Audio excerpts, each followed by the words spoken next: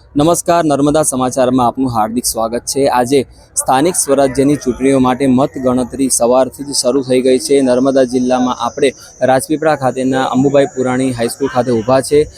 નગરપાલિકાની જે ચૂંટણીની મતગણતરીની વાત કરીએ તો અત્યાર સુધીમાં જે પરિણામો સામે આવ્યા છે તેમાં 4 વોર્ડની મતગણતરી પૂરી થઈ છે, જેમાં ભાજપ પાસે જે બેઠકો છે તે 13 બેઠકો આવી છે અને 3 અપક્ષ પાસે બેઠકો આવી છે। હજુ જે બીજા 3 વોર્ડનું જે પરિણામ આવવાનું બાકી છે, એટલે નગરપાલિકાની વાત કરીએ તો નગરપાલિકામાં કહી શકાય કે ભાજપ જે સત્તામાં બેસવા માટે લગભગ ભાજપની સત્તા નગરપાલિકામાં નિશ્ચિત છે તેમ કહી શકાય।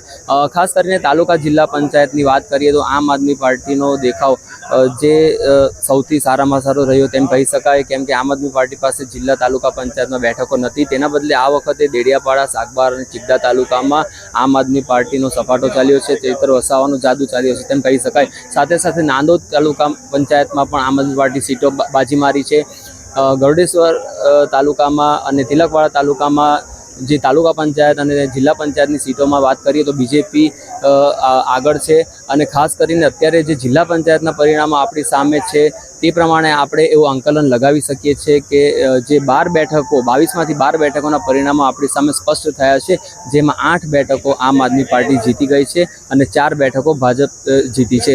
ત્યારે જો આગામી જે પરિણામો છે જો આમ આદમી પાર્ટીના સમર્થનમાં રહ્યા તો જિલ્લા પંચાયતમાં પણ જે આમ આદમી પાર્ટીની ઝાડુ ચાલી જાય તેમાં કોઈ બેમત નહીં રહે। તો તમામ અપડેટ્સ ચૂંટણીની અમે તમને આપતા રહીશું। નર્મદા સમાચારને તમે ફોલો કરો, યુટ્યુબ અને ઇન્સ્ટાગ્રામ પર અમને ફોલો કરો અને અમારા જે સમાચાર છે, માહિતી છે તે લોકો સુધી પહોંચાડો અને શેર કરો।